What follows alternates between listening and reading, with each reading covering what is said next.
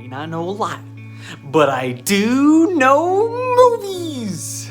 Hey everyone, I'm Garrett Lynch, and today I'll be reviewing The Black Phone, starring Ethan Hawke and directed by Scott Derrickson, who gave us the tremendously scary, in my opinion, Sinister, and the underrated Doctor Strange movie. But hey, you know, it's still, hey, Scott Derrickson, man. I mean, I got so much to say about this, so let's get right into it.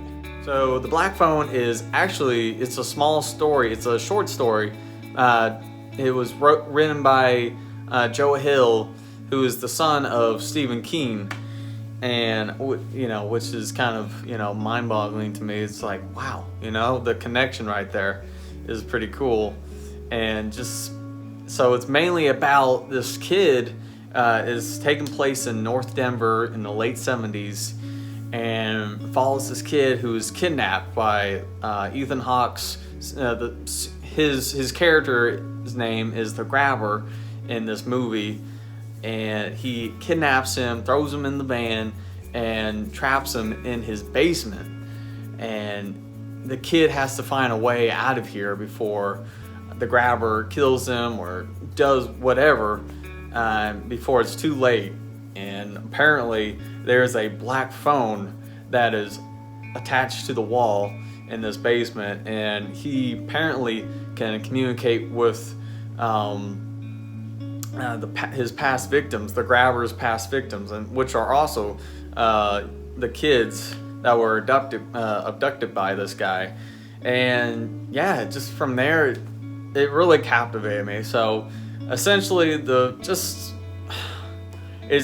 it's a coming of age movie meets a horror thriller, essentially. What I really liked about it was the main kid, the main protagonist in the movie. I mean, he is just, you know, he's a shy but very brave and, you know, smart kid, and he wants to be able to stand up for himself. He has a friend that goes to school with him that, you know, is, you know, same age as he is, but, you know, he can stand up for himself. He can fight the bullies back.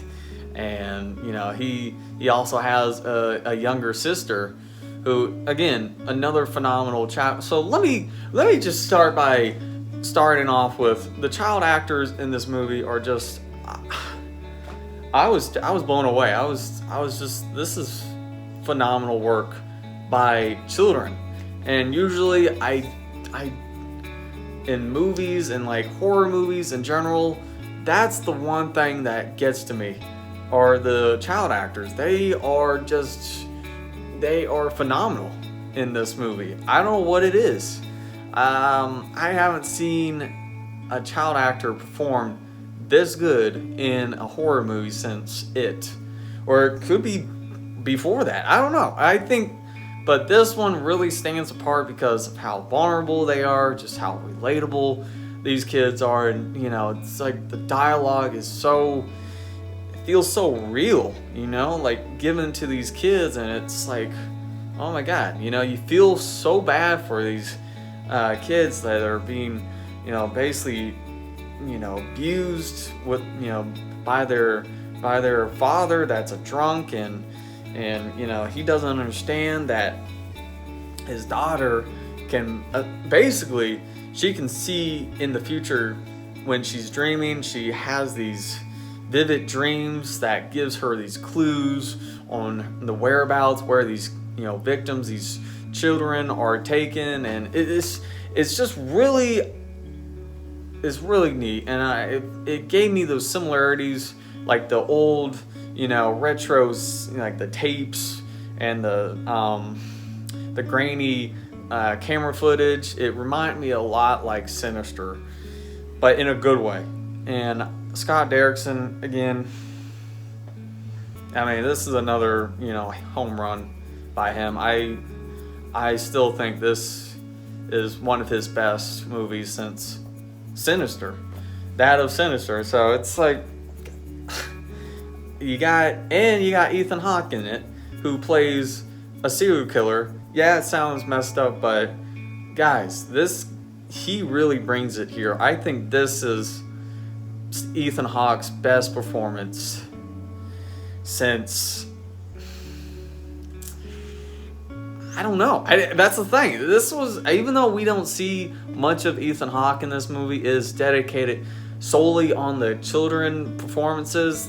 I thought he still nailed the menacing and cold, calculating serial killer who was called, and you don't really get much backstory on this guy, which makes it even scarier. Like, we don't even know, you know, what his backstory is, how he, you know, what really made him start becoming this monster.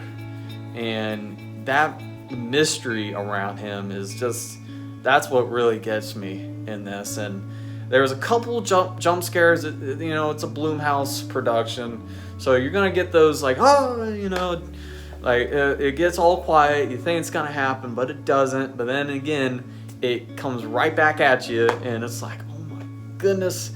But luckily, they didn't overdo it. They didn't, you know, give you endless amounts of, you know.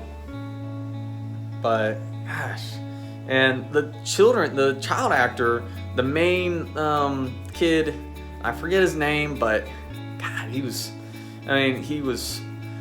scared, like you should be. I mean, in this scenario, yeah, you're doing everything you can, and you're communicating with these, you know, the past victims, and that's the only supernatural part in the movie. In the whole movie is when he's communicating with these with the kids that are the past victims, and you know, you get that sense of dread, like, oh, is he gonna make it? How is he gonna get out of this one? You know, and it's just, oh, I really dug the performances. Ethan Hawke was phenomenal. The children performance were just as phenomenal.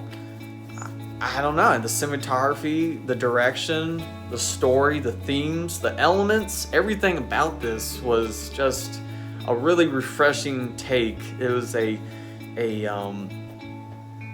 like, this could happen, you know, this is real, you know, it could happen to anyone. That's the thing. And I really loved the brother and sister dynamics between them two. The little girl, his younger girl, little sister in the movie, it was just another scene stealer performance. And I just, guys, I don't know, I just have a lot of good things to say about this, and I want to see more what Scott Derrickson brings next. But I have to say, Black Phone it's probably one of the best movies of this year. I'm gonna say it now. It's in my top 10. All right, top 10 best movie of 2022 so far. But I want to know what you guys thought. If you guys have seen The Black Phone already, are you guys gonna see it? Or name your favorite Scott Derrickson movie. But as always, please like and subscribe to this video, and I'll see you at the movies.